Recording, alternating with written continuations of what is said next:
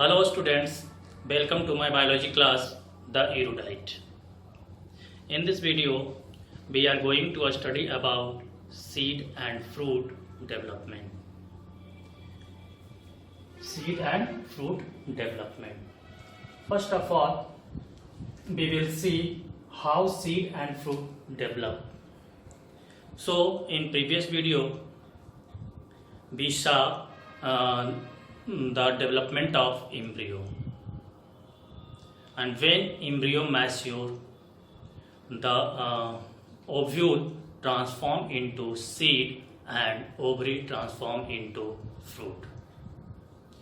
तो previous video में जैसा कि हम लोगों ने देखा था, एम्ब्रियो का फॉर्मेशन हुआ था और वह एम्ब्रियो जैसे ही मैच्योर हो जाएगा, मैच्योर होने के बाद ड्राई होने शुरू हो जाएगा और ड्राई होकर ओव्यूल जो है कन्वर्ट कर जाएगा, ट्रांसफॉर्म कर जाएगा सीड में, और जो फ्रूट ओवरी होगा वह ओवरी फ्रूट में डेवलप कर जाता है। और यह दोनों प्रोसेस साथ साथ चलता है, यानी कि सीड का और फ्रूट का फॉर्मेशन दोनों साथ साथ होता है। तो अभी हम लोग यहाँ पे देखेंगे सीड के बारे में। तो सीड डेवलप फ्रॉम, ये आपसे अक्सर और ऑब्जेक्टिव क्वेश्चन में किया जाता है, सीड का डेवलपमेंट कहाँ से होता है या फ्रूट का डेवलपमेंट किससे होता है। तो seed develop from mature and fertilized ovule.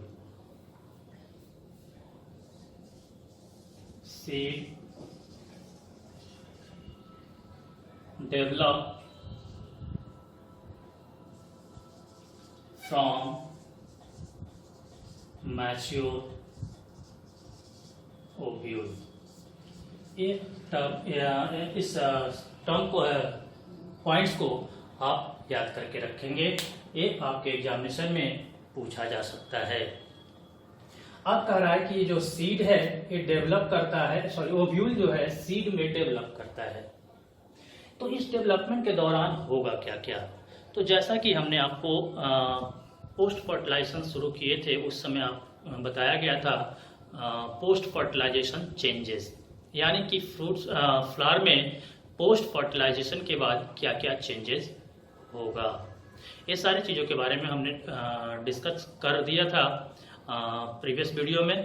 तो अगर फिर से कोई कंफ्यूजन हो तो जाकर आप एक बार चेक कर लेंगे। यहाँ पे ध्यान देंगे, जब यह फ्रूट जो फर्टिलाइजेशन जब हो जाएगा, एम्ब्रियो जब मैच्योर होने लगेगा, तो लगभग सारा फ्लोरल अपेंडिजेस जो होंगे वो ड्राई होना शुरू होगा, और ड्राई होगा जैसे जैसे वैसे वैसे जो ओव्यूल जो था फ्यूनिकल से जुड़ा हुआ था मेन फ्लावर से, तो वह फ्यूनिकल भी ड्राई होकर अलग होना शुरू कर देगा, यानी कि टूटना शुरू कर देगा, डेड होना शुरू करेगा। और जैसे ही कनेक्शन टूटेगा, यानी कि ओव्यूल का मेन फ्लावर से कनेक्शन टूटेगा, वैसे ही वो पूरी तरह से ड्राई हो जाएगा। और ड्राई होने के बाद ओव्यूल का जो वॉल था, इंटैगमेंट था, वह इंटैगमेंट का सेल जो होगा, उस सेल के प्रोटोप्लाज्म भी खत्म हो जाएंगे, यानी कि वहां से इंटैगमेंट के सेल से प्रोटोप्लाज्म डेड हो जाएगा, यानी गायब हो जाएगा। अब गायब होने के बाद यह जो इंटैगमेंट था वह एक थिक वॉल का रूप ले लेगा, जिसे हम लोग सीड कोट के नाम से जानते हैं। अगर फ्लावर ओव्यूल जो है बाइटैगमिक है, तो आउटर जो इंटैगमेंट होगा वह डेवलप करेगा टेस्टा में, और जो इनर होगा वह डेवलप करेगा टैगमेन में। और टेस्टा एंड टैगमेन दोनों को कंबाइंडली कहा जाता है इन सीड कोट। तो यहाँ पे ध्यान देंगे, जैसे ही वो सीड जो होगा मैच्योर हो जाएगा, मैच्योर होने के बाद उसका जो इंटैगमेंट होगा, ये यहाँ पे हमने एक ड्रॉ करके रखा है सीड का, एक टिपिकल सीड का, डाइकॉट सीड का स्ट्रक्चर। तो जैसा कि हमने आपको बताया कि ओव्यूल का जो इंटैगमेंट होगा वह इंटैगमेंट ट्रांसफॉर्म करेगा किसमें, तो सीड कोट में। अब अगर ओव्यूल बाइटैगमिक होगा तो वहां पे दो इंटैगमेंट का लेयर होगा। अब दो इंटैगमेंट का लेयर में ये आउटर लेयर होगा, आउटर इंटैगमेंट, और यह आउटर इंटैगमेंट जो है ट्रांसफॉर्म करेगा टेस्टा में, यानी कि outer layer of seed coat is called testa and this is inner, and inner integument develop into tegument, and testa and tegument combinedly known as seed coat. This testa and tegument are combinedly known as seed coat. ये याद रखेंगे। तो seed coat का outer layer क्या कहलाता है? टेस्टा। Inner layer क्या कहलाएगा? तो टेगमेन। तो ये था इस सीड का ओव्यूल का इंटैगमेंट, जो कि अब ट्रांसफॉर्म हो चुका है सीड कोट में आफ्टर ड्राइंग अप, सूखने के बाद। आगे ध्यान देंगे, ये जो पोर्शन दिख रहा है यहाँ पे, ध्यान आपको दिखाते हैं एक सीड को। आप बीन के सीड को ले लेते हैं या फिर ग्राम को लेते हैं, चना को पानी में भिगो दीजिए। भिगोने के बाद जब वो पूरी तरह से स्वेल कर जाएगा तो ध्यान दीजिएगा उसको दो भाग में तोड़िएगा। वो कैसा रहेगा? तो कुछ इस तरह का रहेगा, दो पार्ट में इस तरह से टूटेगा। ये ऐसा है, एक कॉटिलिडन, एक दूसरा कॉटिलिडन, एक पार्ट ये, दूसरा पार्ट है, दोनों इस तरह से जुड़ा हुआ होता है। जैसे ही वो पानी से फूल जाएगा, फूलने के बाद जब उसे दो भाग में तोड़ेंगे तो वो इस तरह से अलग होगा। अब ध्यान दीजिएगा, जब ये अलग होगा उस दौरान में उसके अंदर में इम्ब्रियो मौजूद होगा। सपोज कर लीजिए कि यह इम्ब्रियोनल एक्सिस है। इम्ब्रियोनल एक्सिस किसे कहते हैं? हाइपोकोटाइल, एपिकोटाइल और हाइपोकोटाइल। एपिकोटाइल क्या था? सारा कुछ हम प्रीवियस वीडियो में पढ़ा रखे हैं। प्लूमुली और कॉटिलिडन के बीच का जो रीजन था मौजूद, उसे हम लोग एपिकोटाइल कहे थे, और कॉटिलिडन और रेडिकल के बीच का जो रीजन था उसे हमने हाइपोकोटाइल कहा था। तो ध्यान दीजिएगा, ये है इम्ब्रियोनल एक्सिस। ये इम्ब्रियोनल एक्सिस जो है ये कॉटिलिडन, इस तरह से कॉटिलिडन मौजूद है। सपोज कीजिएगा इस तरह से। जब इसे हम पानी में फुलाएंगे, फूलने के बाद ये दो भाग में बटेगा। तो आपको शायद ये दिख रहा होगा पेन, जो जिसे हमने एम्ब्रियोनल एक्सिस कहा है, यही है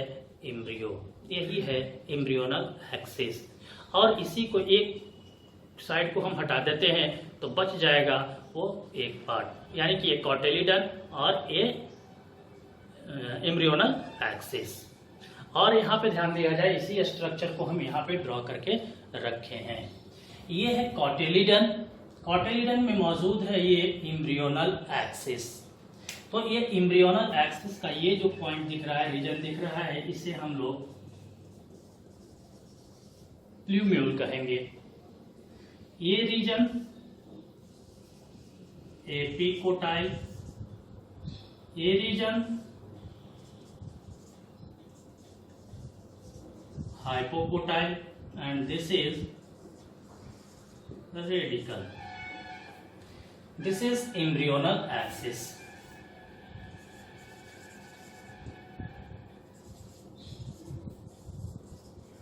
ये है एम्ब्रियोनल एक्सिस, और ये जो रीजन दिख रहा है ब्लू वाला पार्ट, इसे हम लोग कॉटिलिडन। ये है स्ट्रक्चर एक डाइकॉट सीड का। अब कहता है कि जब पूरी तरह से ड्राई अप हो जाएगा, इंटैगमेंट सीड कोट में डेवलप कर जाएगा, तो कहता है कि जो इंटैगमेंट होगा सीड कोट जो होगा वहां पे माइक्रोपाइल बच जाएगा, रह जाएगा, जो कि एक पोर के रूप में मौजूद होता है। This is micropyle, this pore is called micropyle. ये माइक्रोपाइल करेगा क्या? तो ये मदद करेगा help in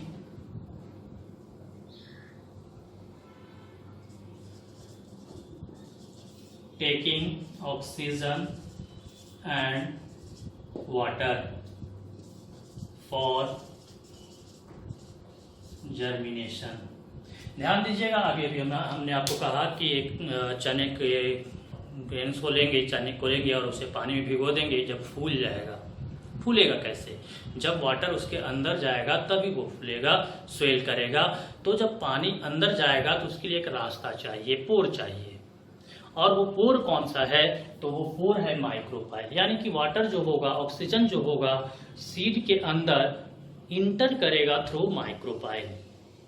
यानी कि माइक्रोपाइल प्रोवाइड अ प्लेस और pore to entry of water and oxygen into the seed for germination, germinate करने के लिए। तो यहाँ पे ध्यान दीजिएगा, ये है माइक्रोपाइल जो कि रह जाता है। एक स्ट्रक्चर और दिख रहा होगा रेड कलर का यहाँ पे, इसे हम लोग कहते हैं हाइलम। आपको शायद याद होगा इस हाइलम के बारे में। हाइलम क्या है? तो square on the ovule for फ्यूनिकल्स, या फ्यूनिकल का जो जैसे फ्यूनिकल्स था जहाँ पे ओव्यूल जुड़ता था, वहां पे का यह रीजन है। यानी कि वहां पे का वो फ्यूनिकल का धब्बा है, दाग है, जहाँ पे ही फ्यूनिकल अटैच्ड होता है ओवरी के ओव्यूल के वॉल पे। ये है हाइलम। ये हाइलम और माइक्रोपाइल आपको जनरली नजर नहीं आएगा, लेकिन हम कुछ एग्जाम्पल बताते हैं जहां पे आपको ये इजीली आसानी से दिखेगा। सबसे पहले चलते हैं माइक्रोपाइल के पास। माइक्रोपाइल आप कोकोनट को ले लेंगे। कोकोनट को जब लेते हैं तो ऊपर का जो फाइब्रस जो कवर होता है, पेरिकार्प होता है, उसे रिमूव करते हैं। रिमूव करने के बाद अंदर से एक हार्ड बॉल लाइक का स्ट्रक्चर बाहर आता है। वह जो हार्ड बॉल लाइक स्ट्रक्चर है, हार्ड कवर है, वो ध्यान रखिएगा वो इंटैगमेंट है। वो क्या है? इंटैगमेंट है। और इंटैगमेंट में टेस्टा और टेगमेन, टेस्टा और टेगमेन, ये सीड कोट है। उसका क्या हो गया? वो सीड कोट। उसके बाद उस इंटैगमेंट पे आप ध्यान दीजिएगा कि ऊपर में एक 3 छिद्र नजर आएगा, 3 पोर नजर आएगा आपको। अगर ये कोकोनट है, कोकोनट का ये इस तरह का 3 पोर्स आपको दिखेगा। ध्यान देंगे कभी, यही पोर जो है ये है माइक्रोपाइल। माइक्रोपाइल भी दिख गया होगा, सीड कोट भी आपको दिख गया होगा कोकोनट में। अब आते हैं इस हाइलम के पास। हाइलम कैस्टर पे आसानी से नजर आता है। कैस्टर मतलब रेड, जो रेडी होता है वहां पे ध्यान दीजिएगा व्हाइटिश कलर का एक छोटा सा स्ट्रक्चर मौजूद होता है। ये ब्राउन कलर का सीड है, यहाँ पे इस तरह का एक स्ट्रक्चर दिखता है, यही है हाइलम। ये क्या है? हाइलम। ये कैस्टर का सीड है और सीड के ऊपर में यहाँ पे व्हाइट कलर का जो छोटा सा स्ट्रक्चर, टिनिया स्ट्रक्चर मौजूद होगा, वो होगा हाइलम। तो आपको हाइलम भी दिखला दिए, माइक्रोपाइल भी दिखला दिए और सीड कोट भी दिखला दिए। बाकी जो ये है इम्ब्रियो, ये इम्ब्रियो आपको ग्रेन्स में ग्राम में आसानी से दिखेगा। तो ये था आपका सीड का डेवलपमेंट कहाँ से हुआ और कैसा होगा। ये सीड का स्ट्रक्चर था। अब आगे हम लोग यहाँ पे एक पीटीआर देखेंगे। कहता है कि कुछ सीड ऐसे होते हैं जहां पे न्यूक्लियस बच जाता है। जैसा कि हमने बताया कि जब ओवरी जो होता है ड्राई हो जाता है, ओव्यूल मैच्योर हो जाता है, उसके बाद सारे फ्लोरल पार्ट जो होते हैं वो डीजेनरेट कर जाता है। तो कुछ केस में, कुछ कंडीशन में, कुछ सीड में न्यूक्लियस जो है वह बच जाता है। तो इन सम seed nucellus, remnant of nucellus.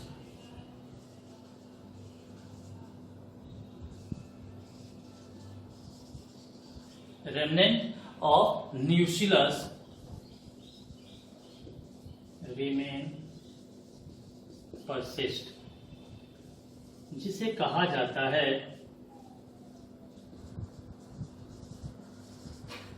Perisperm. ये आपके एग्जामिनेशन में ऑब्जेक्टिव क्वेश्चन में अक्सर पूछता है कि पेरिस्पर्म क्या है। तो perisperm is remnant of nucleus. Remnant means बचा हुआ भाग, उसका कुछ हिस्सा।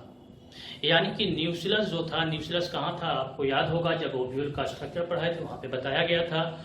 ओव्यूल के चारों तरफ से वो न्यूक्लियस मौजूद था, और वह न्यूक्लियस आफ्टर ओव्यूल जब मैच्योर हो जाता है उसके बाद भी वह रह जाता है, उसका कुछ पार्ट, कुछ हिस्सा, जिसे हम कहते हैं पेरिस्पर्म।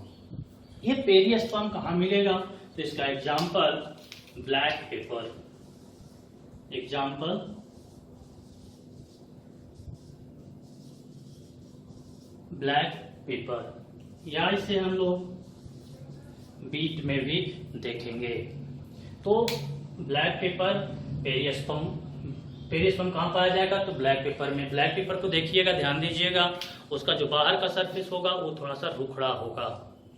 अगर उसे जोर से थोड़ा सा पावर लगाकर रगड़ देते हैं तो उसका ऊपर का लेयर जो है वो झड़ जाता है, और जो लेयर झड़ता है वही है न्यूक्लियस, वही है रेमनेंट ऑफ न्यूक्लियस, यानी कि न्यूक्लियस का कुछ हिस्सा, जिसे हम लोग पेरिस्पर्म कहते हैं।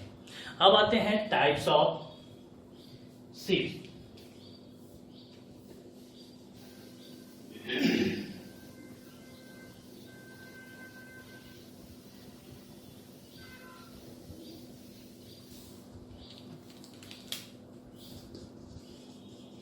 Types of seed.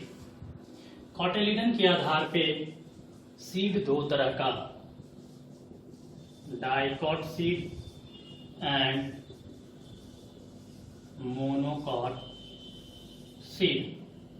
डाई मतलब दो, यानी कि दो कॉटिलिडन, डाइकॉटिलिडनस सीड, यानी कि सीड हैविंग टू कॉटिलिडन्स। वैसा सीड जिसके पास में दो कॉटिलिडन होगा वह डाइकॉटिलिडनस सीड कहलाएगा, और जबकि जिस सीड के पास में सिंगल कॉटिलिडन होगा वह सीड कहलाता है मोनोकॉट सीड। यानी कि the seed which has single cotyledon that is called monocotyledonous seed or monocot seed, and the seed having two cotyledon, that seed is called dicot seed or dicotyledonous seed। अब इस dicotyledonous seed को, dicot seed को हम लोग further differentiate कर सकते हैं दो पार्ट में, यानी कि dicot seed is further differentiated into endospermic और albuminous seed and non-endospermic और non-albuminous seed। अब यहाँ पे ध्यान देंगे कौन होगा एंडोस्पर्मिक सीड और कौन होगा नॉन एंडोस्पर्मिक सीड। एंडोस्पर्म आपको याद होगा, एंडोस्पर्म था क्या? तो एंडोस्पर्म न्यूट्रिटिव टिश्यू था जो कि न्यूट्रिशन प्रोवाइड करता था डेवलपिंग जाइगोट को, और इसका डेवलपमेंट, इसका फॉर्मेशन ट्रिपल फ्यूजन के द्वारा हुआ था। तो ये सारी चीजें आपको बता रखे हैं हम।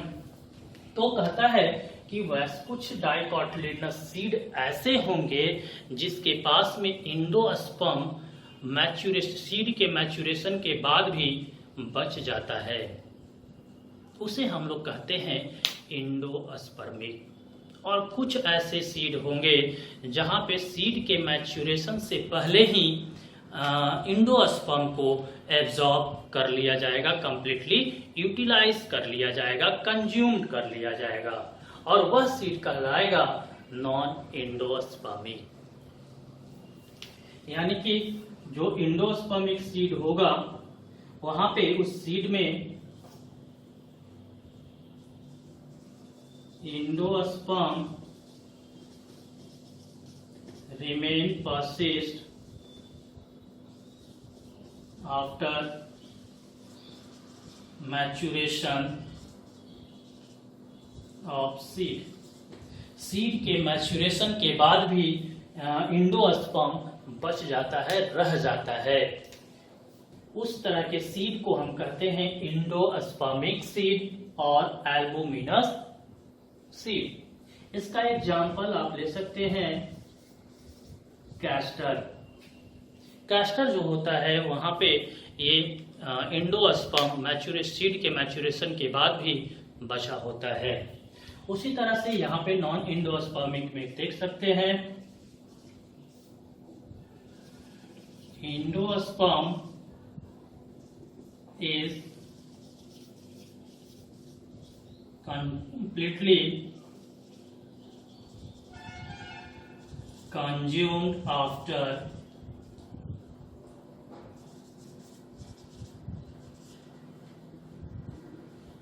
before maturation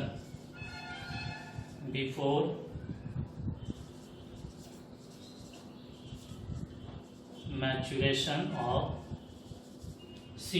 सीड के मैच्यूरेशन के पहले ही सारा इंडोस्पर्म को कंज्यूम कर लिया जाएगा, यूज कर लिया जाएगा। इंडोस्पर्म का फॉर्मेशन क्यों हुआ था? तो इंडोस्पर्म का फॉर्मेशन न्यूट्रिशन के रूप में हुआ था, यानी कि जब जायगोट एम्ब्रियो में डेवलप करेगा उस दौरान उस डेवलपिंग जायगोट को न्यूट्रिशन प्रोवाइड करेगा। तो जब एम्ब्रियो मैच्योर होगा, मैच्योर होते होते अपना सारा खाना खा जाता है, तो उस तरह के सीड को कहते हैं नॉन इंडोस्पर्मिक, और जिसका खाना मैच्यूरेशन के बाद बच जाता है उसे हम लोग कहते हैं इंडोस्पर्मिक। अब नॉन इंडोस्पर्मिक का एग्जाम्पल देख सकते हैं आप